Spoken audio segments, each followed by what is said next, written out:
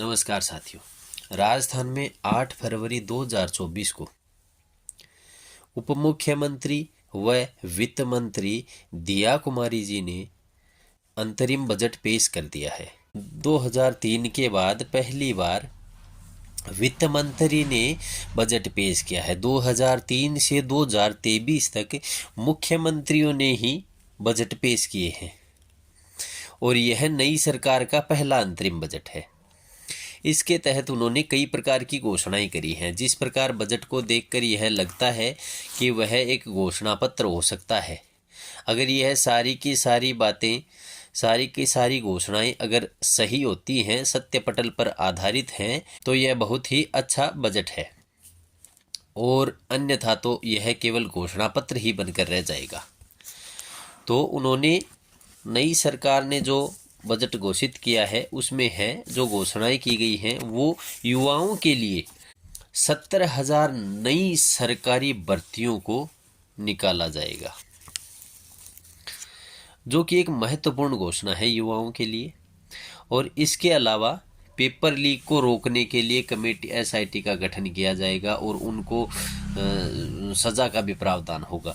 और इसके साथ ही युवाओं की काउंसलिंग व मार्गदर्शन के लिए संभाग मुख्यालयों पर युवा साथी केंद्रों की घोषणा भी की गई है, जिनके लिए 10 करोड़ का आवंटन, 10 करोड़ का बजट पेश किया है। और इसके अलावा 50 युवाओं को ओलंपिक के लिए ट्रेंड भी किया जाएगा। वरिष्ठ नागरिकों के लिए सरकारी बसों में यात्रा के किराए में छूट दी गई है, जो कि अभी 50% कर दी गई है, पहले यह 30% थी। और सामाजिक पेंशन जो कि 1150 रुपये कर दी गई है, जो कि पहले 1000 रुपये प्रति माह थी। पर्यटन के क्षेत्र में Maharana Pratap tourist circuit develop करने के लिए 100 करोड़ रुपए की घोषणा की है। इसके साथ ही राजस्थान के 20 मंदिरों में सौंदर्यीकरण के लिए 300 करोड़ रुपए की घोषणा भी की है, जिनमें से मुख्य मंदिर हैं जयपुर का गोविंद देव जी मंदिर, रणथंबोर के गणेश जी मंदिर, रामदेवरा मंदिर, देवनारायण मंदिर, मेहंदीपुर बालाजी मंदिर, नागौर का तेजाजी मंदिर, मानगढ़ धाम, डिग्गी कल्याण जी धाम और गोवर्धन परिक्रमा में आने वाला एकमात्र पूंछरी का लोठा। इस प्रकार इन मंदिरों में भी सौंदर्यीकरण के लिए घोषणा की है। महिलाओं के लिए भी घोषणा है, वो ये है कि पहले प्रसव पर 5,000 जो रुपए मिलते थे, जो अनुदान राशि 5,000 रुपये थी, वह बढ़ाकर 6,500 रुपये कर दी गई है। इसके साथ ही लखपति दीदी योजना के तहत 5 लाख परिवारों की महिलाओं की जो आय है उसको 1 लाख से भी अधिक किया जाएगा। और साथ ही लाडो प्रोत्साहन योजना के तहत गरीब के घर अगर कोई लड़की पैदा होती है तो उसके लिए 1 लाख रुपये का सेविंग बॉन्ड भी दिया जाएगा। और प्रत्येक जिलों में एंटी रोमियो स्क्वाड का गठन किया जाएगा और शेष बचे जो 174 थाने हैं उनमें वुमेन हेल्प डेस्क बनाई जाएगी।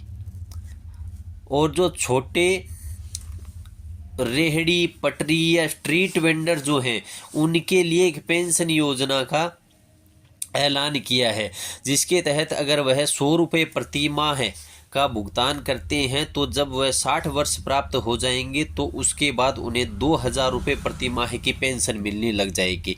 और इसके साथ ही किसान सम्मान निधि को भी बढ़ाकर 8,000 रुपये कर दिया गया है। अन्नपूर्णा रसोई में जो प्रति व्यक्ति डाइट थी वह 450 ग्राम थी, उसका भी वजन बढ़ाकर 600 ग्राम कर दिया है। और अनुदान जो राशि है वह 17 रुपये से बढ़ाकर 22 रुपये कर दी गई है। इसके साथ ही मुख्यमंत्री चिरंजीवी योजना का नाम बदलकर आयुष्मान आरोग्य योजना कर दिया गया है। एक मुख्य जो घोषणा है वह ये है कि जो प्रधानमंत्री सूर्योदय योजना के तहत जो 1 करोड़ रूफटॉप सोलर पैनल लगाए जाएंगे, उनके उस योजना के तहत राजस्थान में 5 लाख परिवारों में 5 लाख घरों में रूफटॉप सोलर पैनल लगाए जाएंगे और उन परिवारों को 300 यूनिट बिजली महीने की फ्री मिलेंगी और वह इस योजना के तहत जो फायदे मिलेंगे वह सारे के सारे ले सकते हैं। इस योजना के ऊपर हमने एक डीपली डिस्कशन किया है, उसका लिंक डिस्क्रिप्शन में दे दिया गया है। सिलेंडर में भी मोदी की गारंटी काम कर रही है और 450 रुपये प्रति सिलेंडर गरीब परिवारों को मिलेगा। और इसके साथ ही ब्लॉक लेवल पर एक आंगनवाड़ी जो है वह आदर्श बनाई जाएगी। जयपुर की मेट्रो का भी विस्तार की घोषणा की गई है। साथ ही जल स्वावलंबन अभियान के तहत 20,000 गांवों में 5 लाख जल संचयन संरचनाओं का भी निर्माण किया जाएगा।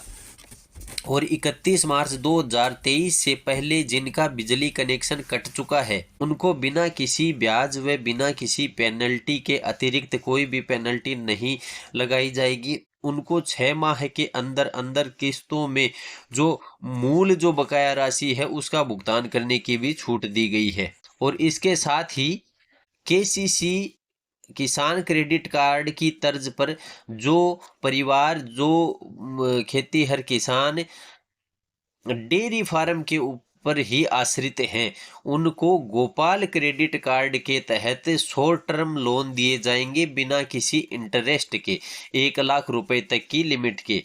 और जयपुर के पास एक वर्ल्ड क्लास सिटी का निर्माण भी किया जाएगा, स्मार्ट सिटी का निर्माण भी किया जाएगा। और इसके साथ ही लैंड टैक्स है उसको खत्म कर दिया गया है। लैंड टैक्स जो कि आम जनता पर इसका डायरेक्ट रूप से कोई विशेष फर्क नहीं पड़ने वाला है, क्योंकि यह जो टैक्स है वह या तो बड़े जो इंडस्ट्रियलिस्ट हैं या फिर बड़े जो कॉन्ट्रैक्टर्स हैं उनको ही इस बात का फायदा मिलेगा। आम आदमी को सीधे तौर पर इसका कोई फायदा नहीं है, क्योंकि जो लैंड टैक्स है वह 10,000 स्क्वायर मीटर से ऊपर की भूमि पर ही लगता था, इसलिए इसका कोई विशेष फायदा आम जनता को नहीं मिलेगा। मगर फिर भी कुछ इसमें भी राहत दी गई है। तो ओवरऑल अगर देखें तो बजट बहुत ही शानदार पेश किया है। अगर हूबहू ऐसा ही कार्यक्रम होता है, अगर ये सारी की सारी घोषणाएं अमल में लाई जाती हैं, तो यह जो है वह विकास की गति बहुत ज़्यादा तीव्र कर देगा। और अगर ऐसा नहीं होता है तो यह केवल और केवल चुनावी वादे ही बनकर रह जाएंगे। धन्यवाद साथियों।